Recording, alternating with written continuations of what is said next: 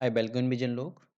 आज हम स्टार्ट करने वाले हैं स्टेट लेजिस्लेचर मतलब राज्य की जो विधायिका है, राज्य का जो विधान परिषद और विधानसभा होती हैं, उनके अंदर किस टाइप से कोई भी विधायक प्रोसेस लेजिस्लेटिव प्रोसेस स्टार्ट होता है। कैसे किसी बिल को पास कराया जाता है एक हाउस से या एक सदन से, विधानसभा के सदन से या विधायिका से कैसे कोई बिल पास होता है। ठीक है, उसका पूरा प्रोसेस देखेंगे और इसके अलावा देखेंगे जो हाउस है, मतलब जो हमारे स्टेट लेजिस्लेचर के अंदर जो विधानसभा होती है और परिषद होती है, इसके अंदर हमारा किस टाइप से बिजनेस चलता है, किस टाइप से इसकी प्रोसीडिंग चलती है, तो उसको हम डिटेल में डिस्कस करेंगे। वीडियो को लाइक कीजिए, चैनल को सब्सक्राइब कीजिए। स्टार्ट करते हैं legislative process in state legislature. तो एक्चुअल में जो स्टेट लेजिस्लेचर है, तो लेजिस्लेचर का हमारा जो प्रोसेस है वही है कि conduct to pass the bill. इसका काम ही हमारा आता है कि किसी भी बिल को पास कराना। ठीक है, और बिल को पास करेंगे तभी बिल का है कोई भी बिल एक्ट बनता है। तो बिल क्या है? किसी भी लेजिस्ले bill is proposal for legislation and in become an act after passed by state legislature। कोई भी बिल हमारा प्रपोज किया जाता है वो एक्ट तभी बनता है जब उसको स्टेट लेजिस्लेचर पास कर देता है। स्टेट लेजिस्लेचर के अंदर तीन चीजें आती हैं। ऑलरेडी मैं स्टेट लेजिस्लेचर के अंदर बता चुका हूँ। स्टेट लेजिस्लेचर तीन के तीन ऑर्गन आते हैं। पहला है गवर्नर, सेकेंड लेजिस्लेटिव काउंसिल, अगली है लेजिस्लेटिव असेंबली। ठीक है, लेकिन लेजिस्लेटिव काउंसिल सिर्फ 6 स्टेट के अंदर है। है। बाकी इस स्टेट में लेजिस्लेटिव काउंसिल नहीं, मतलब बाईकैमरल हाउस है सिर्फ 6 स्टेट में, बाकी में सब में यूनिकैमरल हाउस है। तो इसमें हम देखते हैं कि provision as to introduce and passing bill, कैसे किसी जो बिल है उसको इंट्रोड्यूस किया जाता है और पास किया जाता है। ठीक है, अकॉर्डिंग टू आर्टिकल 196 के अकॉर्डिंग देखेंगे क्या प्रोसीजर होता है किसी बिल को पास कराने का, कैसे कोई बिल पास किया जाता है। तो बिल में ओरिजिनेट किसी भी हाउस में बिल को ओरिजिनेट किया जा सकता है, स्टार्ट किया जा सकता है।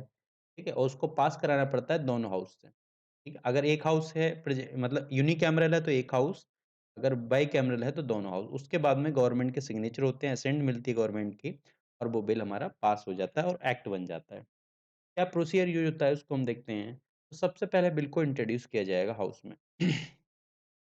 बिल को इंट्रोड्यूस किया जाएगा, या तो बिल को कोई प्राइवेट मेंबर इंट्रोड्यूस करेगा या कोई मिनिस्टर इंट्रोड्यूस करेगा। ठीक है, प्राइवेट मेंबर कैसे इंट्रोड्यूस करता है, मिनिस्टर कैसे इंट्रोड्यूस करता है, किस टाइप के पब्लिक बिल और प्राइवेट बिल होते हैं, इनको हम ऑलरेडी पार्लियामेंट वाले चैप्टर में डिस्कस कर चुके हैं। ठीक है, कि लेजिस्लेटिव प्रोसेस इन पार्लियामेंट में देख चुके हैं। ठीक है, तो यहाँ पे दोबारा रिपीट नहीं करूँगा। तो प्राइवेट मेंबर है कोई और मिनिस्टर है, तो इन दोनों में से कोई भी किसी बिल को इंट्रोड्यूस कर सकते हैं। और बिल जो इंट्रोड्यूस होगा विद और without the recommendation of governor. जो गवर्नर है, उसकी रिकमेंडेशन के साथ भी हो सकता है और उसके बिना रिकमेंडेशन। कुछ बिल हमारे जो गवर्नर के रिकमेंडेशन के साथ आते हैं, कुछ बिना रिकमेंडेशन के साथ आते हैं। जैसे मनी बिल है, रिकमेंडेशन के साथ आएगा गवर्नर की। इसके बाद में बिल को इंट्रोड्यूस किया जाएगा किसी भी हाउस में। अब हाउस हमारे होते हैं, एक तो लेजिस्लेटिव असेंबली होती है, विधानसभा होती है, दूसरी लेजिस्लेटिव काउंसिल होती है, मतलब विधान परिषद होती है। तो इसमें हम देखेंगे हाउस में, तो बिल हमारा किसी भी एक हाउस में इंट्रोड्यूस किया जाएगा। ठीक है? एक हाउस से पास होने के बाद में पास बाय मेजॉरिटी, मेजॉरिटी से जब पास हो जाएगा तब वो दूसरे हाउस में आएगा। एक हाउस में हमारा बिल गया, मान लो कि लेजिस्लेटिव असेंबली में बिल गया। ठीक है? लेजिस्लेटिव असेंबली में क्या होगा, किस टाइप से डिस्कशन होगा वो मैं आगे बताऊँगा, लेकिन यहाँ पर से शॉर्ट में इतना देख ले रहे हैं कि जब लेजिस्लेटिव असेंबली में बिल गया और यहाँ पर बहस हुई, पास हो गया बिल। बिल को पास करने के बाद लेजिस्लेटिव काउंसिल में भेजा जाएगा। लेजिस्लेटिव काउंसिल में भी बिल पास हो जाएगा, तो मतलब दोनों हाउस में मेजॉरिटी के साथ बिल पास हो गया और उसके बाद में बिल को गवर्नर के पास भेज दिया जाएगा एसेंट एसेंट के लिए। तो गवर्नर की एसेंट जैसे ही बिल के ऊपर मिल जाएगी तो वो क्या होगा, हमारा कानून बन जाता है कोई भी। लेकिन गवर्नर के पास जो भेजेंगे हम, तो गवर्नर के पास भेजने का प्रोसेस हमारा मिलता है आर्टिकल 200 में। आर्टिकल 200 बताता है कि किसी भी बिल को एसेंट हमारी गवर्नर के द्वारा मिलेगी तब वो बिल क्या होगा, एक्ट बनेगा। तो गवर्नर के पास 3 ऑप्शन आते हैं। गवर्नर के पास पहला ऑप्शन आता है कि रिजेक्ट द बिल, वो बिल को रिजेक्ट कर दे। अगर गवर्नर ने बिल को रिजेक्ट कर दिया तो बिल क्या होगा, दोबारा स्टेट लेजिस्लेचर में जाएगा। ठीक है, वहाँ पर दोबारा पास करके फिर गवर्नर के पास आ सकता है, या बिल वहीं पे ठप हो सकता है। जैसे भी हमारी काउंसिल ऑफ मिनिस्ट्री की या जो इसने बिल को इंट्रोड्यूस किया है उसकी ज़िम्मेदारी है ये। अगली चीज़ आती है, उसने गवर्नर के ने बिल को, जो बिल है हमारा उसको विथहोल्ड कर लिया। ठीक है? पहला हम देख रहे हैं कि भई जो उसके ऊपर जो क्या होगा, अकॉर्डिंग टू आर्टिकल 200 पहले बिल को रिजेक्ट कर सकता है, अगला विथहोल्ड कर सकता है, अगले साइन कर सकता है। अगर उसने साइन कर दिया, तो साइन करते ही क्या होगा बिल एक्ट बन जाता है। बिल हमारा एक्ट बन जाएगा अगर बिल के ऊपर साइन हो गए तो। विथहोल्ड कर दिया तो अपने पास रख लेगा वो, अगली चीज़। गवर्नर के पास एक ऑप्शन और आता है, ठीक है, जो प्रेसिडेंट के पास नहीं है। गवर्नर के पास ऑप्शन आता है कि गवर्नर उस बिल को, ठीक है, प्रेसिडेंट को भेज सकता है। प्रेसिडेंट को मतलब bill reserve for consideration.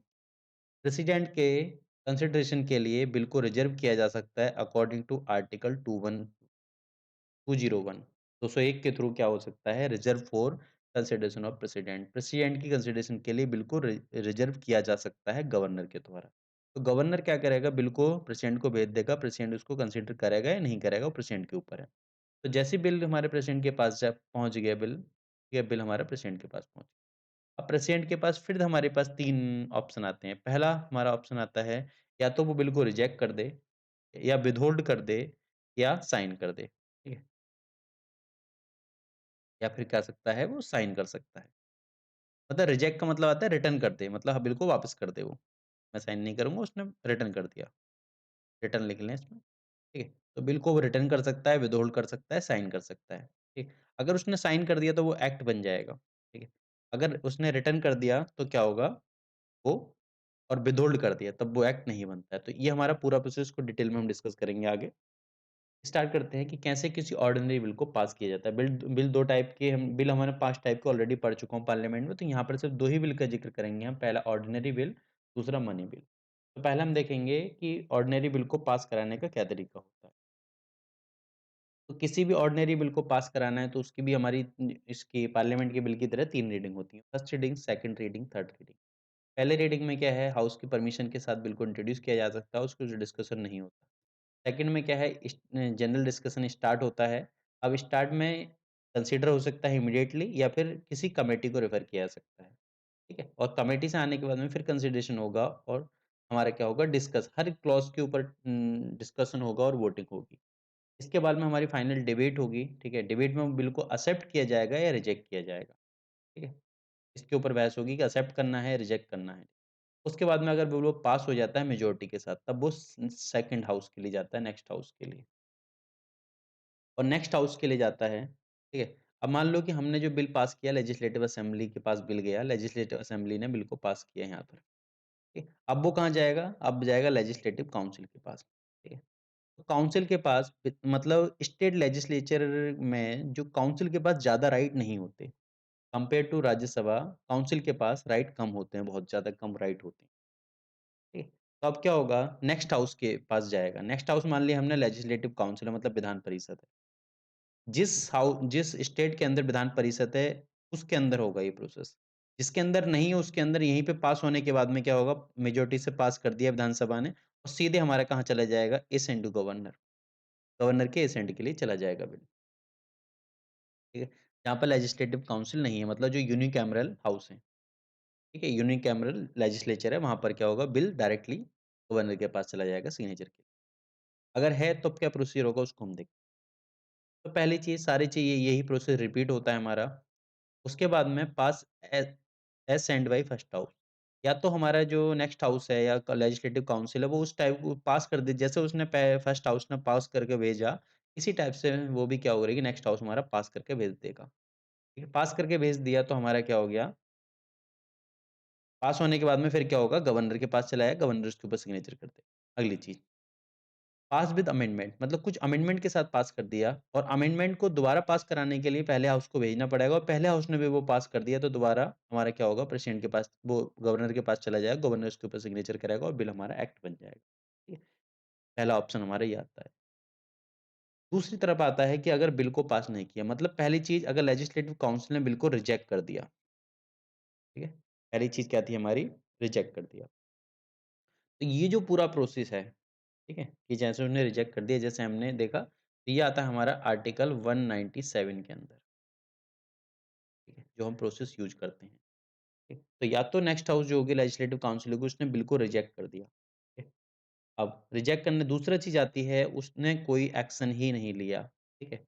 Not take any action in 3 month, मतलब 3 महीने के अंदर उसने कोई एक्शन नहीं लिया, मतलब बिल को पेंडिंग में डाल दिया। ठीक है, बिल को रिजेक्ट कर दे या पेंडिंग में डाल दे। तो हमारी 2 सिचुएशन क्रिएट हो गई, या तो बिल को रिजेक्ट कर दिया या बिल को पेंडिंग में डाल दिया। ठीक है? तो दोनों सिचुएशन के अंदर हम क्या करते हैं, क्या हमारी सिचुएशन बनती है, डेडलॉक की सिचुएशन बन जाती है, डेडलॉक। अब जब हम पार्लियामेंट की बात करते थे, तो पार्लियामेंट के अंदर हमारे पास ऑप्शन था कि पार्लियामेंट के पास आर्टिकल 108 में आर्टिकल 108 में पार्लियामेंट के अंदर जॉइंट सिटिंग बुलाई जाती थी, ठीक है? डेडलॉक की सिचुएशन। लेकिन यहाँ पर जॉइंट सिटिंग का कोई प्रोविज़न ही नहीं है।